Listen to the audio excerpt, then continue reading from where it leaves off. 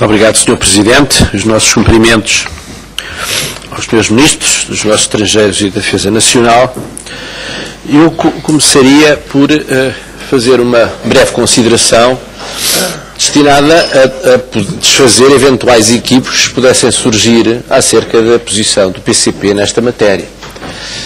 Equívocos poderiam surgir de pessoas menos informadas ou de má fé, que poderiam ser levadas a pensar que, sendo o PCP um partido crítico relativamente à política externa dos Estados Unidos, crítico relativamente à subserviência dos governos portugueses relativamente a essa mesma política externa, um partido defensor da dissolução da NATO e crítico da participação de Portugal em missões da NATO, poderiam ser levados a pensar que haveria uma insensibilidade da nossa parte relativamente à base das lajes e particularmente à importância que a base das lajes tem para a economia da região autónoma dos Açores, da Ilha Terceira, e para, obviamente, as respectivas populações e os respectivos trabalhadores, e pensando sobretudo, obviamente, nos trabalhadores portugueses da base das lajes e das suas famílias. E, portanto, que não haja equívocos a esse respeito. Nós não defendemos um corte de relações entre Portugal e os Estados Unidos, e não defendemos o encerramento da base das lajes, ou não preconizamos uma cessação unilateral de acordos que Portugal tem com outros países e também, obviamente, com os Estados Unidos. Agora, o que, obviamente, que nós não gostamos de ver a base das lajes ser utilizada para ponto de partida da guerra do Iraque. Não gostamos de ver isso. Não gostamos de assistir a essa utilização do território nacional. Assim como também não gostamos de saber que a base das lajes foi utilizada naqueles voos da CIA com partida do Iraque e fazendo escala na base das lajes para ir para Guantánamo, com a indiferença ou a cumplicidade de vários governos portugueses. De facto, não gostamos disso. E pensamos é que a utilização da base das lajes, e isso é válido para qualquer instalação militar de um outro país que possa existir em território nacional, deve ser feita numa base bilateral. Ou seja, não deverá ser utilizada com qualquer finalidade ou para qualquer operação que não conte com o assentimento, a concordância também das autoridades portuguesas. Ora bem, e isso é que de facto não tem acontecido ao longo dos anos. Isso não é um problema de hoje. Nós já tivemos a oportunidade há uns anos atrás de discutir aqui, e também a reunião conjunta destas duas comissões, Negócios Estrangeiros e Defesa Nacional, a forma como não estava a ser aplicado o acordo laboral da base das lajes. Enfim, com queixas reiteradamente feitas ao longo de vários anos por parte dos trabalhadores da base das lajes, que nos davam conta de que o inquérito salarial, que era o que estava previsto no acordo relativamente à atualização dos salários dos trabalhadores portugueses das bases das lajes, pura e simplesmente não era cumprido. Que a jurisdição dos tribunais portugueses relativamente a eventuais conflitos laborais que pudessem surgir dentro da base das lajes entre trabalhadores portugueses e autoridades norte-americanas, não, essa jurisdição não era reconhecida pelas autoridades da base, que qualquer reclamação que um trabalhador português fizesse relativamente a uma questão laboral tinha que percorrer uma via sacra de autoridades civis e militares sem fim à vista. Bom, este problema foi resolvido da pior maneira pelo governo português, que acabou por alterar o acordo laboral da base das lajes, no sentido de que as autoridades norte-americanas farão como muito bem entenderem. E portanto esse acordo foi negociado pelo anterior governo e foi submetido a esta Assembleia, creio que já pelo atual, mas, enfim.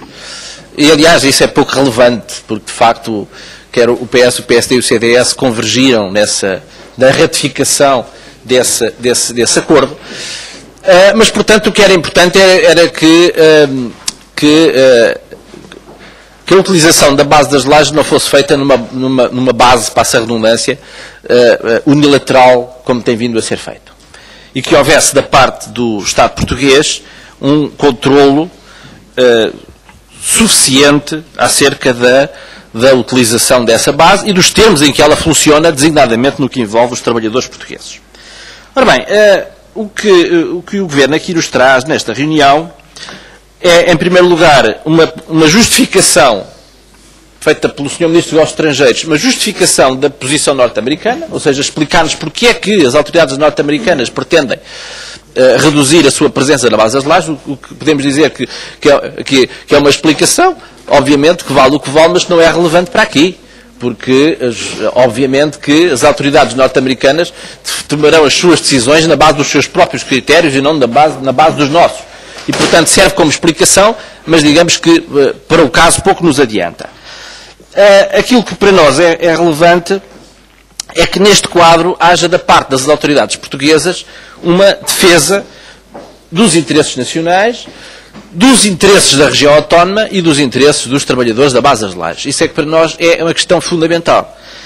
E o que os senhores ministros aqui nos anunciam é pouco, é que pediram uma reunião da Comissão Bilateral. Bem, nós já tivemos aqui informações... Peço-lhe que conclua, por favor. Vou abreviar, Senhor Presidente. É que eu estou habituado a um funcionamento menos constrangido na Comissão de Defesa Nacional e daí que nós tenhamos alguma tendência para poder alongar um pouco mais. Estou a seguir o princípio da igualdade. Faz favor. Com certeza, Sr. Presidente. Eu vou abreviar. Eu estou a concluir. Só para dizer que isso pouco nos adianta, porque nós já tivemos alguns testemunhos de como é que a Comissão Bilateral funciona de uma forma excessivamente unilateral. Porque quando foi das reuniões que fizemos acerca do incumprimento do acordo laboral, o que nos foi dito por quem participava na Comissão Bilateral da parte portuguesa era nós colocamos as questões, mas depois não obtemos resposta da parte norte-americana. E, portanto, é com ceticismo que encaramos a eficácia dessa Comissão Bilateral, a menos que haja, da parte do governo português, um acompanhamento maior relativamente ao funcionamento da Comissão Bilateral e, sobretudo, à eficácia da Comissão Bilateral, que até agora, tanto quanto sabemos, é muitíssimo escassa, para não dizer que é nula. E, portanto, eu só para concluir, Sr. Presidente, gostaria ainda de pedir uma clarificação acerca de alguns aspectos. Em primeiro lugar, gostaria de saber, dada a informação que nos foi dada de que a base deixará de funcionar numa base de 24 sobre 24 horas para funcionar numa base de 8 sobre 24, se isso tem implicações na operação do Aeroporto Civil Nacional, e se tem alguma implicação que seja já possível vislumbrar relativamente a postos de trabalho de portugueses. Obviamente que indiretamente terá, porque uma quebra de 6%, o impacto de 6% na economia da ilha não pode deixar de ter impactos indiretos. Conclui-se. Conclui-se, Sr. Presidente, e portanto gostaria deste esclarecimento concreto.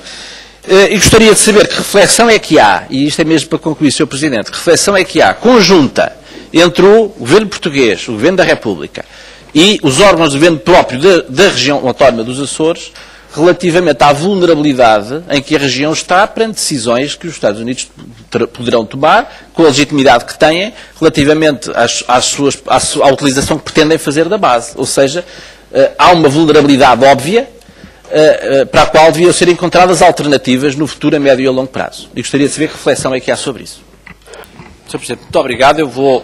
Prometo, desta vez não forçarei o tempo que disponho e queria fazer duas perguntas práticas de seguimento.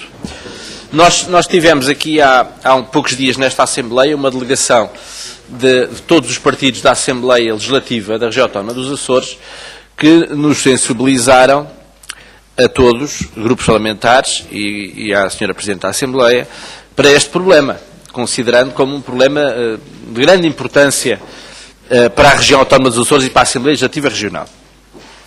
Ora bem, e a questão que se coloca é esta. O anúncio que nos foi feito aqui é de que Portugal pediu uma reunião da Comissão Bilateral.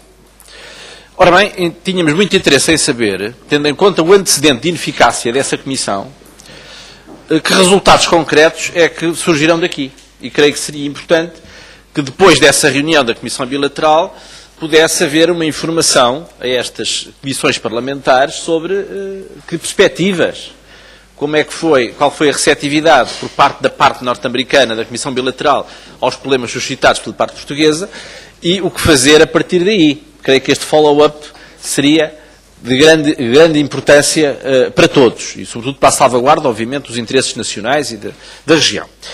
E a segunda questão é esta. As consequências desta decisão, que são incontornáveis, têm que ser enfrentadas. E não podemos dizer que, bom, a política externa é do Governo da República, mas depois as consequências sociais são da região autónoma. E como ninguém pensará assim, importa também que, a nível da República, sejam encaradas eventuais medidas de apoio à economia da Ilha Terceira, por forma a procurar responder melhor a uma situação difícil que se abaterá sobre o tecido social daquela ilha e daquela região. E gostaria de saber, obviamente que isto não é uma matéria que seja estritamente dos negócios estrangeiros e da defesa nacional, mas diz respeito ao Governo na sua globalidade, e estamos perante 2 ilustres membros do Governo, e seria importante saber também se há alguma reflexão sobre esta matéria.